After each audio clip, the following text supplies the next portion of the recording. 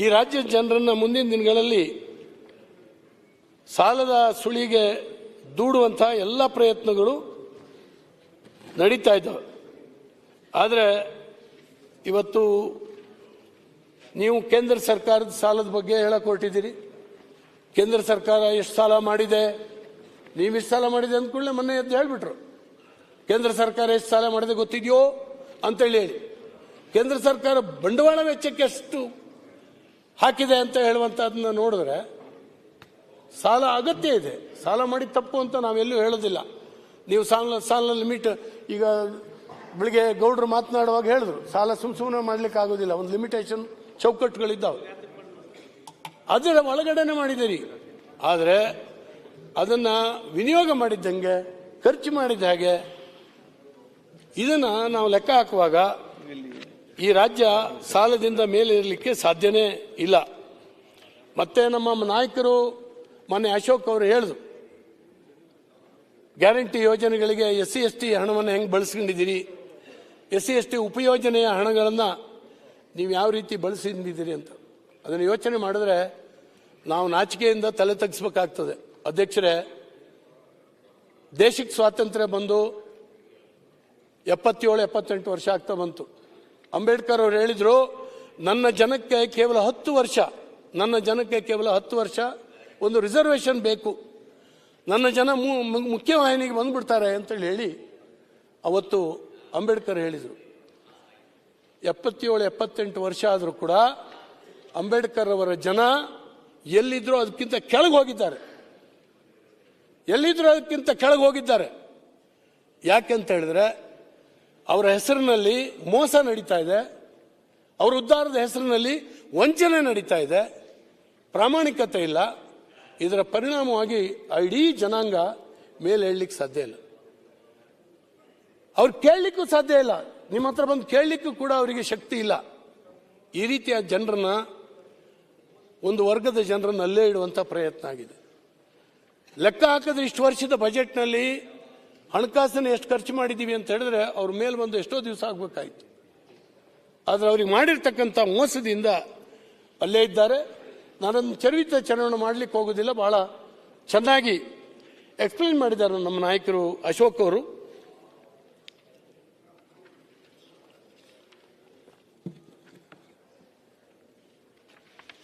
ಮಾಡಿದ್ದಾರೆ. ಅಧ್ಯಕ್ಷರೇ, ನಮ್ಮ ಶಕ್ತಿ ಮಂತ್ರಿಗಳು ಇಲ್ಲೇ ಇದ್ದಾರೆ. ಇವತ್ತು ಗ್ಯಾರಂಟಿಗಳ ಯೋಜನೆಯಿಂದ ಹೊಡೆತದಿಂದ ಎಲ್ಲ ಎಸ್ಕಾಂಗಳು ನಷ್ಟದಲ್ಲಿದ್ದಾವೆ. ಪ್ರತಿ ವರ್ಷ KERC ಎದುರುಗಡೆ ಹೋಗಿ ಅವರು ಈ ಸಾರಿ ಯೂನಿಟಿಗೆ ಇಷ್ಟು ದರ ಜಾಸ್ತಿ ಮಾಡಿಕೊಡಿ ಅಂತ ಕೇಳ್ತಾ ಇದ್ದಾರೆ ಪ್ರತಿ ವರ್ಷ. ಸನ್ಮಾನ್ಯ ಸಭಾಧ್ಯಕ್ಷರೇ, ಇವರು ಬರೀ ನಮ್ಮ ಸರ್ಕಾರ ಬಂದ ದಿವಸದ ಹೇಳ್ತಾ ಇದ್ದಾರೆ. ಇವರು ಸರ್ಕಾರ ಇದ್ದಾಗ ಏನಾಯ್ತು, ಇವರು ಸರ್ಕಾರ ಬಿಟ್ಟು ಹೋಗೋ ಸಮಯದಲ್ಲಿ ಅವತ್ತು KRC ಅವರು ನಿಗದಿ ಮಾಡಿದ್ರು ಹೆಚ್ಚಿಗೆ ಮಾಡಬೇಕಂತ. ಸರ್, ಈಗ ಚುನಾವಣೆ ಬಂದ್ಬಿಟ್ಟು ಅದು ನಿಲ್ಲಿಸಿ ಇದು ಮಾಡಿದೆ. ಜಾರ್ಜ್ ಸಾಹೇಬ್ರೆ, ಸರ್ಕಾರ ಬಂದು ಇದು ಮಾಡಿದಾಗ ಯಾರು ಮಾಡಿದ್ದು? ಜಾರ್ಜ್ ಸಾಹೇಬ್ರೆ, ನೀವು ಪ್ರತಿ ವರ್ಷದ ಸಮೇತ ನಮ್ಮ KRC ವಿರುದ್ಧ ಬಿಟ್ರೆ ಎಷ್ಟು ಖರ್ಚಾಗ್ತದೆ, ಫ್ಯೂಯಲ್ ಕಾಸ್ಟ್ ಎಷ್ಟಾಗ್ತದೆ, ಅದ್ರ ಪ್ರಕಾರವಾಗಿ ಬೇರೆ ಬೇರೆ ಎಲ್ಲರನ್ನ ಡಿಸ್ಕಸ್ ಮಾಡ್ಬಿಟ್ಟು ನಿರ್ಧಾರ ತಗೊಳ್ತಾರೆ. ನಮ್ಮ ಕಳೆದ ವರ್ಷ ನಾವು ರೇಟ್ ಜಾಸ್ತಿ ಮಾಡಲಿಲ್ಲ, ಅದ್ರ ವಿಚಾರ ಮಾತಾಡಿದ್ರ ನೀವು? ಮಾತಾಡ್ಲಿಕ್ಕೆ ಬರ್ತದೆ.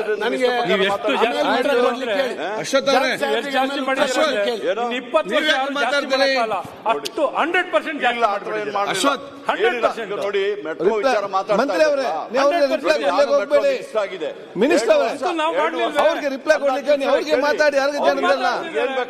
ಆಯ್ತು, ಪ್ರತಿಯೊಬ್ಬರ ಪ್ರಶ್ನೆ ಉತ್ತರ ಅವ್ರಿಗೆ ಸ್ಪಷ್ಟೀಕರಣ ಕೊಡಿ.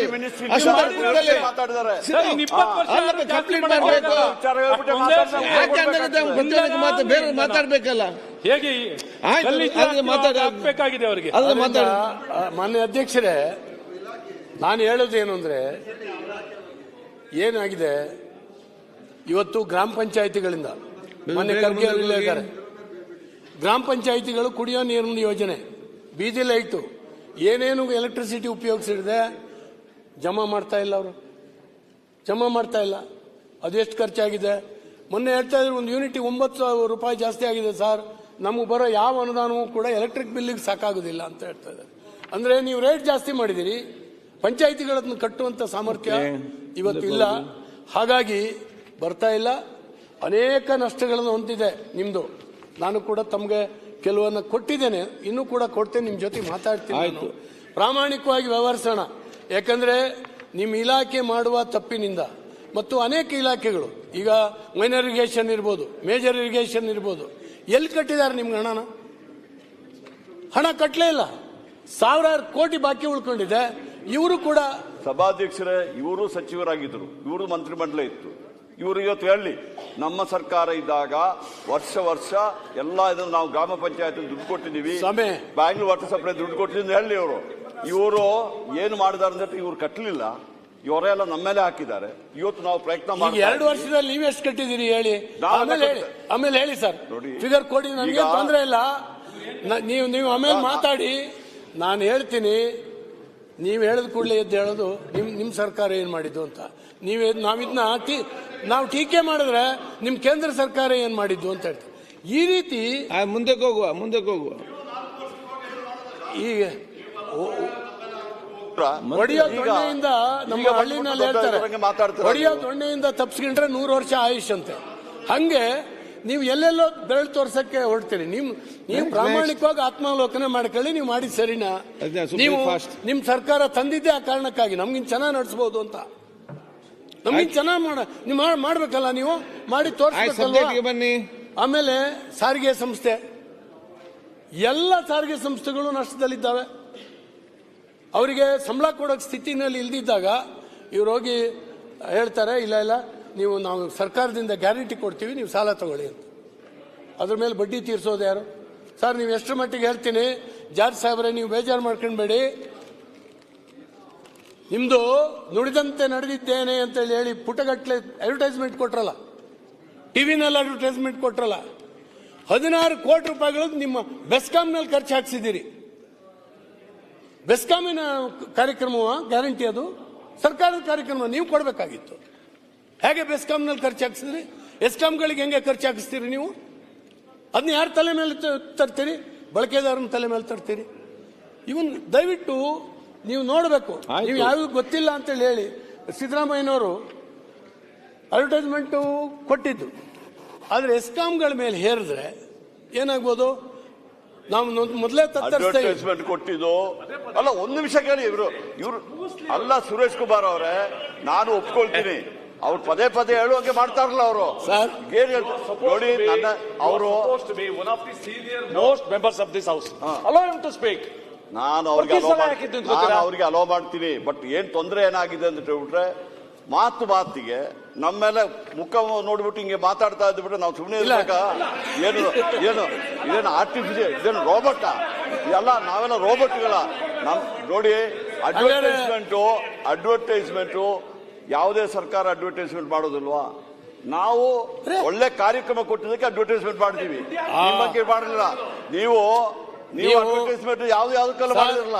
ಅಡ್ವರ್ಟೈಸ್ಮೆಂಟ್ ಕೊಟ್ಟಿದ್ದು ನೀವು ಕೊಡಿ, ಕೆಲಸ ಮಾಡಿ, ನನಗೆ ಪ್ರಶ್ನೆ ಹಾಕಿ, ಪ್ರಶ್ನೆ ಹಾಕಿ, ಅದನ್ನ ಯಾವ ಅಡ್ವರ್ಟೈಸ್ಮೆಂಟ್ ನಿಮ್ ಕಾಲದಲ್ಲಿ ಏನಾಗಿದೆ ಹೇಳ್ಬೇಕು. ಸುಮ್ಮನೆ ನಿಂತು ಬಿಟ್ಟು ಏನಂದ್ರೆ ಅವರು ಬಹಳ ಪ್ರೀತಿ ಮಂತ್ರಿ ನಂಗೆ. ಮಂತ್ರಿ ಅವರೇ, ಅದಕ್ಕೆ ನನಗೆ ನೀವು ಹೇಳುವಾಗ ಬೇಸರ ಆಗೋದು. ಅಲ್ಲ, ನಿಮ್ಮ ಪರಸ್ಪರ ಪ್ರೀತಿ ಸರ್. ಬೆಸ್ಕಾಂ ಅಂದ ತಕ್ಷಣ ನೀವು ಯಾಕೆ ಎತ್ಕೊಳ್ಬೇಕು? ಸತೀಶ್ ಮಾತಾಡ್ಲಿಕ್ಕಿಲ್ಲ ಆಯ್ತಲ್ಲ ಸರ್. ಈಗ ಆಡಳಿತ ಒಳ್ಳೆಯವರು ಜನ ಮಂತ್ರಿ ಅವರೇ, ಆಡಳಿತ ಪಕ್ಷದ ಎಲ್ಲ ಸದುದ್ದೇಶವು ಕೂಡ ಪ್ರತಿಪಕ್ಷದ ದುರುದ್ದೇಶ ಅಂತ ಕಾಣ್ತದೆ. ಅವ್ರು ಆ ರೀತಿ ಮಾತಾಡಿಕೊಂಡು ಬರ್ತಾರೆ. ಪ್ರತಿಯೊಂದು ಗುರುತ್ವ ಕೊಟ್ಟು ಆಗುದಿಲ್ಲ. ಮತ್ತೆ ಡೀಟೇಲ್ ಕೊಟ್ಕೊಂಡು ಹೋಗ್ಬೋದು ಅದಕ್ಕೆ ಸಂಬಂಧಪಟ್ಟ ಹಾಗೆ. ಬೇಗ ಮುಂದುವರಿಸ್ಕೊಂಡು ಹೋಗಿ. ಮಾನ್ಯ ಅಧ್ಯಕ್ಷರೇ, ಹೀಗೆ ಈಗ ಅಡ್ವರ್ಟೈಸ್ಮೆಂಟ್ ಮುಗಿದಲ್ಲ, ಎಷ್ಟು ಹೊತ್ತು ಅಡ್ವರ್ಟೈಸ್ಮೆಂಟ್? ನಾನು ಹೇಳ್ತೀನಿ, ಅಡ್ವರ್ಟೈಸ್ಮೆಂಟ್ ಕೊಟ್ಟಿದ್ರ ಬಗ್ಗೆ ತಪ್ಪು ಅಂತ ಹೇಳಲ್ಲ. ಅವರು ಸಿದ್ದರಾಮಯ್ಯನವರು, ಡಿ.ಕೆ. ಶಿವಕುಮಾರ್ ಅವರು ಆ ಇಲಾಖೆಯ ಮಂತ್ರಿಯಾಗಿ ಅವ್ರದ್ದು ಫೋಟೋ ಬರಲಿ, ನಮ್ಗೆ ಸಂತೋಷ. ಜಾರ್ಜ್ ಅವ್ರ ಫೋಟೋ ನಾವು ಎಲ್ಲ ಇದ್ರು ನೋಡ್ಬೋದಲ್ಲ. ಆದ್ರೆ ಜಾರ್ಜ್ ಅವರೇ, ಯಾರ ತಲೆ ಮೇಲೆ ಅದನ್ನ ಅಡ್ವರ್ಟೈಸ್ಮೆಂಟ್ ದುಡ್ಡಿ ಹಾಕ್ತೀರಿ ಅಂತೇಳಿ ನಮ್ಮ ಕಷ್ಟ ಇರೋದು. ನೆಕ್ಸ್ಟ್ ಮುಂದಕ್ಕೆ ಆದ್ರಿಂದ ನೀವು ಸರ್ಕಾರದಿಂದ ಕೊಡಿ, ನಮ್ದೇನು ತೊಂದರೆ ಇಲ್ಲ. ನೋಡಿ ಸರ್, ಇದಾಗೋದಿಲ್ಲ. ಇದು ಒಂದು ನಿಮಿಷ ಅರವಿಂದ್, ಒಂದು ನಿಮಿಷ ಹೇಳ್ಬಿಡ್ತೀನಿ. 31/3/23 ಇವ್ರ ಸರ್ಕಾರ ಇದ್ದಾಗ ಎಸ್ಕಾಮಿಗೆ 8,700 ಕೋಟಿ ಬಾಕಿ ಇತ್ತು. 8,705 ಕೋಟಿ. ಈಗ ನಮ್ಮ ಸರ್ಕಾರ ಬಂದ ಮೇಲೆ 8,662 ಕೋಟಿ ಬಾಕಿ ಇದೆ ಅಂದ್ರೆ ಕಡಿಮೆ ಆಗಿದೆ ಅಂತ. ನಾವು ಒಳ್ಳೆ ಆಡಳಿತ ಕೊಡ್ತಾ ಇದೀವಿ ಅಂತ ಅವ್ರು ಹೇಳಿದ್ರಲ್ಲ ಉತ್ತಮ ಮಂತ್ರಿ ಅಂತ ಹೇಳಿ. ಸ್ವಾಮಿ, ಅವರು ಅದಕ್ಕಾಗಿ ದರ ಎಷ್ಟು ಜಾಸ್ತಿ ಮಾಡಿದ್ರು ನಮ್ಮ ಸರ್ಕಾರಕ್ಕಿಂತ? ಈ ಕಡೆ ಕರೆಂಟಿನ ರೇಟ್ ಎಷ್ಟು ಜಾಸ್ತಿ ಮಾಡಿದ್ರು ಯೂನಿಟ್ಗೆ? ಎಲ್ಲಿ ಸರ್? ಸುಳ್ಳು ಹೇಳ್ತಾ ಇರೋದು ಈ ತರ.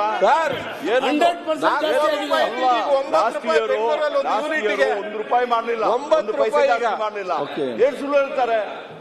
ಏನ್ರಿ ಅಶ್ವತ್ಥನಾರಾಯಣ ಅವರು? ನಾನೇನೋ ನೀವು ಬುದ್ಧಿವಂತರು, ಯೂನಿವರ್ಸಿಟಿ ಎಜುಕೇಶನ್ ಕೆಲಸ ಮಾಡಿ ದಾಖಲೆ ಬೇಕಾದ್ರೆ ನಾನು ಕೇಳಿ ನಾನು ಮುಚ್ಕೊಂಡು ಹೋಗ್ಬಿಟ್ಟಿದ್ದಾರೆ. ಈಗ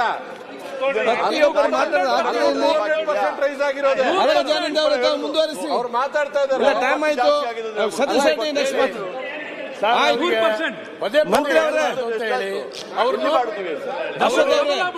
ಅಶ್ವಥ್, ನೀವು ಮತ್ತೆ ಮಾತಾಡುದಿಲ್ವಾ? ಜಾರ್ಜ್ ಅವರು, ಸತೀಶ್ ರೆಡ್ಡಿ, ಮಾನ್ಯ ಜಾರ್ಜ್ ಸತೀಶ್ ರೆಡ್ಡಿ ಅವರು ಪ್ರತಿಯೊಂದು ಯಾಕೆ ಮಾತಾಡ್ತಾರೆ? ಮಾಡ್ಕೊಳ್ಳಿ. ಆಯ್ತು, ಮುಂದುವರಿಸಿ. ಅವರು ಹಿರಿಯರಿದ್ದಾರೆ, ಅವರು ಆಮೇಲೆ ಉತ್ತರ ಕೊಡ್ಲಿ, ಇಲ್ಲ ಮುಖ್ಯಮಂತ್ರಿಗಳ ಹತ್ರ ಉತ್ತರ ಕೊಡಿಸ್ಲಿ. ಮಾನ್ಯ ಅಧ್ಯಕ್ಷರೇ, ಇನ್ನೊಂದು ಏನಂದ್ರೆ ಅನುದಾನ ಹಂಚಿಕೆ ಇದ್ರ ಕಡೆ ನೋಡೋದಾದ್ರೆ ಆಯವ್ಯದಲ್ಲಿ 3,08,000 ಕೋಟಿ ಅನುದಾನ ಹಂಚಿಕೆಗೆ ಇಟ್ಟಿದ್ರು. ಆದರೆ ಫೆಬ್ರವರಿ 10ಕ್ಕೆ ಕೇವಲ 2.27 ಲಕ್ಷ ಕೋಟಿ ಮಾತ್ರ ಇವರು ಮಾಡಿರ್ತಕ್ಕಂಥ ಖರ್ಚು.